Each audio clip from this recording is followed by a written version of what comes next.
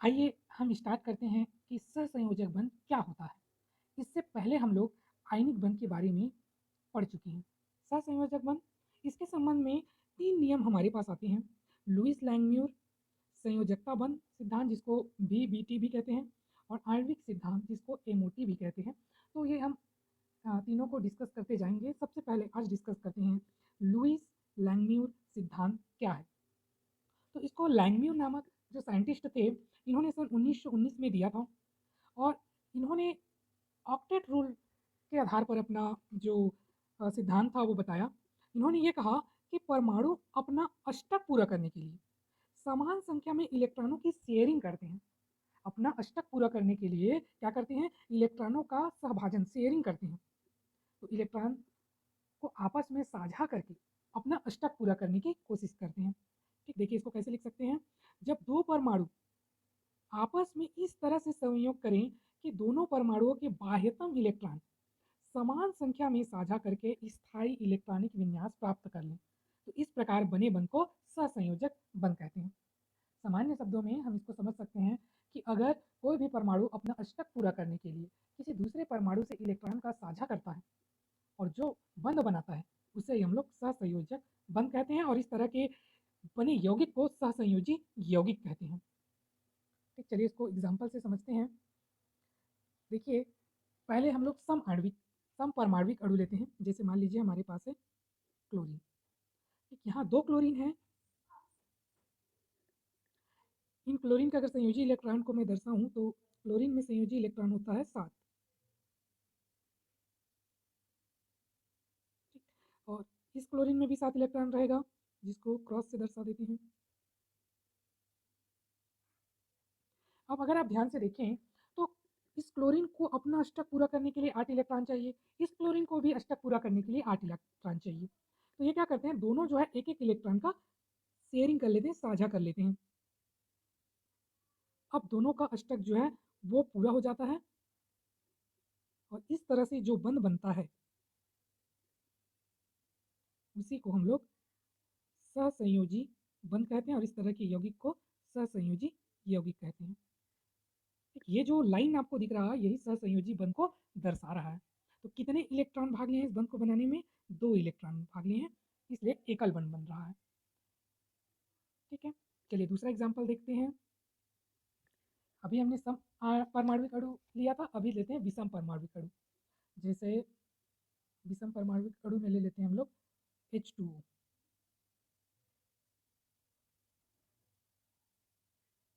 चाहे तो HF भी ले सकते हैं।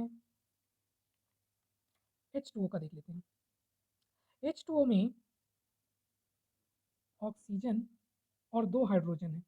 अगर इनका हम लोग संयोजी इलेक्ट्रॉन लिखें तो हाइड्रोजन में 1 होता है और ऑक्सीजन में होता है 6। 1 2 3 4 5 6।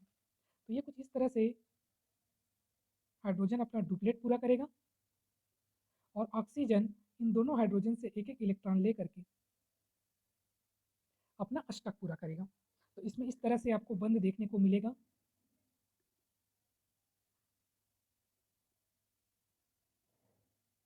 यहाँ भी एकल बंध ही बन रहा है, क्योंकि एक एक इलेक्ट्रॉनों की शेयरिंग हो रही है। तो इस तरह से कोई भी परमाणु अपना अष्टक पूरा करने के लिए दूसरे परमाणु से इलेक्ट्रॉनों का साझा करके बंध बनाते हैं, और यही हमारा सहसंयोजी बंध कहलाता है। ठीक, चलिए अभी तो हमने सब एकल बंध का देखा था, ऐसे डबल बॉन्ड ट्रिपल बॉन्ड भी बनता है। जैसे एग्जाम्पल के रूप में अगर लें O2।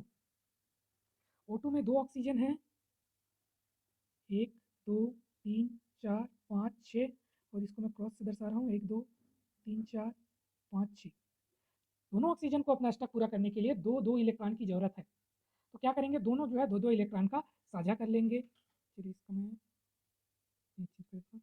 तो ये क्या करेंगे, इसके 2 इलेक्ट्रॉन के साथ साझा करके अपना अष्टक पूरा कर लिया, और ये वाला इसके 2 इलेक्ट्रॉन के साथ साझा करके अपना अष्टक पूरा कर लिया। तो यहाँ दोनों जो है दो दो इलेक्ट्रॉन की शेयरिंग कर रहे हैं, इस कारण ऑक्सीजन और ऑक्सीजन के बीच में 2 बॉन्ड बनेगा। ठीक, और हम एग्जाम्पल ले सकते हैं बनेगा। आइए समझते हैं। पहले नाइट्रोजन की बात करें तो इसमें जो संयोजी इलेक्ट्रॉन है उसको हम डॉट से दर्शा रहे हैं, और दूसरे में जो है उसको क्रॉस से दर्शा रहे हैं। नाइट्रोजन में संयोजी इलेक्ट्रॉन होते हैं 5 और एक नाइट्रोजन को अपना अष्टक पूरा करने के लिए चाहिए 3 इलेक्ट्रॉन और, तो ये दोनों 3-3 इलेक्ट्रॉनों का साझा करके अपना अष्टक पूरा करते हैं। तो अब इन दोनों के बीच में जो बॉन्ड बनेगा उसको हम लोग ट्रिपल बॉन्ड बोलते हैं, क्योंकि 3-3 इलेक्ट्रॉनों का साझा करके ये अपना अष्टक पूरा कर रहे हैं, इस कारण इनके बीच बनने वाले बंध को हम लोग ट्रिपल बॉन्ड कहते हैं। यहाँ पर 2 इलेक्ट्रॉन छूटा है और यहाँ पर 2 इलेक्ट्रॉन छूटा है। तो आपको ये जो बिंदु या डॉट दिख रहा है वो कौन से इलेक्ट्रॉन है और जो बंध बनाने में भाग ले रहे हैं वो कौन से इलेक्ट्रॉन, दोनों ही इलेक्ट्रॉन हैं। बाकी जो बंध बनाने में भाग लेते हैं उन इलेक्ट्रॉन को हम लोग बंधी इलेक्ट्रॉन कहते हैं, और जो बंध बनाने में भाग नहीं ले रहे हैं जैसे कि ये वाला और ये वाला, इसको हम लोग लोन पेयर के नाम से जानते हैं या अनाबंधी इलेक्ट्रॉन बोलते हैं, एकाकी इलेक्ट्रॉन युग्म कहते हैं। ठीक है, चलिए मैं इसको लिख देता हूँ। बंधी इलेक्ट्रॉन क्या है? वह इलेक्ट्रॉन जो बंध बनाने में भाग ले, बंध बनाने में भाग ले उसे हम लोग क्या कहते हैं? बंधी इलेक्ट्रॉन।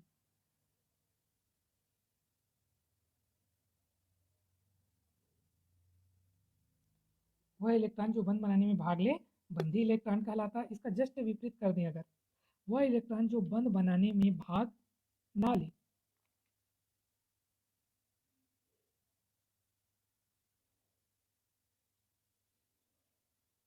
बंध बनाने में भाग ना ले उसे हम लोग कहते हैं अनाबंधी, या प्यार से उसको हम लोग लोन पेयर भी कहते हैं। ठीक, तो याद रखिएगा लोन पेयर क्या है? जो किसी परमाणु में बिंदु के रूप में दिखाई दें वो हमें लोन पेयर कहेंगे उसके बॉन्ड बनाने के बाद। नेक्स्ट चलिए हम लोग देखते हैं इस सहसंयोजी यौगिक के कौन कौन से गुण हैं। तो सहसंयोजी यौगिक का पहला गुण है भौतिक अवस्था। पहला कौन सा है? पहला है भौतिक अवस्था। तो जितने भी सहसंयोजी यौगिक होते हैं उनके बीच में एक तरह का दुर्बल वांडर वाल बल पाया जाता है। क्या पाया जाता है? दुर्बल वांडर वाल बल। दुर्बल वांडर वाल्स बल पाया जाता है, और इस दुर्बल वांडर वाल बल्स के कारण ये एक दूसरे से टाइटली नहीं जुड़े होते हैं। इस कारण इनका जो अवस्था है वो द्रव और गैस अवस्था में भी पाया जाता है, और जैसे जैसे इनका अणु भार बढ़ते जाता है ये ठोस अवस्था में भी मिलते हैं। यानी ये कहें कि जो सहसंयोजी यौगिक हैं वो तीनों अवस्था में पाए जाते हैं, यानी ये ठोस भी होंगे उच्च अणु भार वाले, ये द्रव भी होंगे और गैस भी होंगे। तीनों अवस्था में ये पाए जाते हैं, ठोस, द्रव और गैस। गलनांक और क्वथनांक, जो कि इनमें दुर्बल वांडर वाल्स बल पाया जाता है, इस कारण ये टाइटली जो है एकदम आकर्षण बल से बंधे नहीं होते हैं। इस कारण इनका गलनांक क्वथनांक कैसे होता है? गलनांक और क्वथनांक इनका कम होता है। किनकी अपेक्षा? आयनिक यौगिक की अपेक्षा। आयनिक यौगिक की अपेक्षा कम होता है।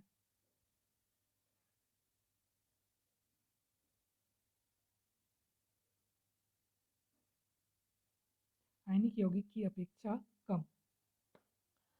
दिशात्मक प्रकृति, दिशात्मक कैसे होते हैं या अधिशात्मक होते हैं? तो याद रखिए जो सहसंयोजी यौगिक होते हैं वो एक निश्चित एंगल का कोण बनाते हैं, यानी कि ये सहसंयोजी कैसे होंगे? ये दिशात्मक होंगे। इससे पहले याद कीजिए आयनिक में हम लोग पढ़े थे आयनिक यौगिक अदिशात्मक होते हैं, लेकिन यहाँ पर जो भी एंगल बनता है अणुओं के बीच में वो फिक्स होता है, फिक्स एंगल का होता है, इस कारण इनकी प्रकृति दिशात्मक होती है। नेक्स्ट विलेयता। तो जनरली जो है अगर देखें तो सहसंयोजी यौगिक कैसे होते हैं? अध्रुवी होते हैं।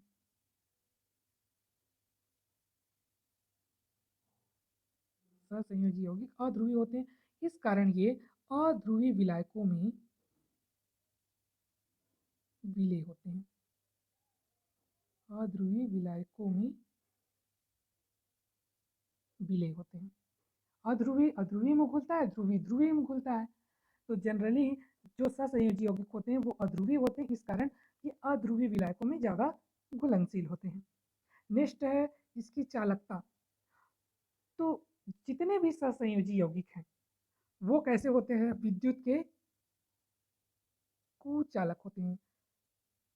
चाहे जलीय अवस्था में लें या ठोस अवस्था में लें, दोनों ही अवस्था में ये विद्युत के कुचालक होते हैं। लास्ट, रासायनिक अभिक्रिया। तो सहसंयोजी यौगिक की अगर हम रासायनिक अभिक्रिया देखें तो ये कैसे होती हैं, धीमी होती हैं। ठीक, इनकी जो रासायनिक अभिक्रियाएं होती हैं जनरली ये फास्ट न होकर के धीमी होती हैं। तो इस तरह से सहसंयोजी यौगिक के गुण को हम लोग लिख सकते हैं। आइए एक नज़र हम लोग सहसंयोजी यौगिक और आयनिक यौगिक के बीच डिफरेंस देख लें कि क्या क्या डिफरेंस है। सबसे पहला डिफरेंस तो अवस्था का है। जो आयनिक यौगिक होते हैं ये कैसे होते हैं, ये आपको मिलेगा ठोस अवस्था में, लेकिन सहसंयोजी यौगिक मिलेंगे आपको द्रव अवस्था में, गैस अवस्था में और ठोस अवस्था, तीनों अवस्था में आपको सहसंयोजी यौगिक मिलेंगे, जबकि आयनिक यौगिक जो है केवल आपको ठोस अवस्था में मिलेगा। आयनिक यौगिक के बीच एक प्रबल आकर्षण बल होता है जिसको हम लोग स्थिर वैद्युत आकर्षण बल कहते हैं। स्थिर वैद्युत आकर्षण बल होता है इनके बीच में, जिसके कारण ये टाइटली बंधे होते हैं। जबकि सहसंयोजी यौगिक में एक दुर्बल वांडरवाल बल पाया जाता है, दुर्बल वांडरवाल्स बल पाया जाता है, जिसके कारण ये टाइटली नहीं बंधे होते हैं। अब चूंकि इसमें स्थिर वैद्युत आकर्षण बल बहुत ज़्यादा प्रबल होता है, इस कारण ये कैसे होते हैं, ये कठोर होते हैं। और इसमें दुर्बल वांडरवाल्स बल पाया जाता है, इस कारण ये कैसे होते हैं, ये मुलायम होते हैं। जो आयनिक यौगिक होते हैं ये जलीय विलयन में या गलित अवस्था में विद्युत के सुचालक होते हैं। गलित अवस्था में कैसे होते हैं, सुचालक, जबकि ये कैसे होते हैं, ये किसी भी कंडीशन में कुचालक होंगे। ठीक, और लिखना चाहें तो और भी लिख सकते हैं। चलिए मैं ऊपर के पॉइंट को मिटा देता हूँ।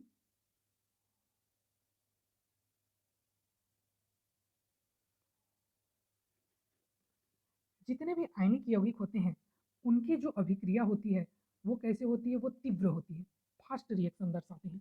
लेकिन जितने सहसंयोजी यौगिक होते हैं ये कैसे रिएक्शन दर्शाते हैं, धीमी रिएक्शन।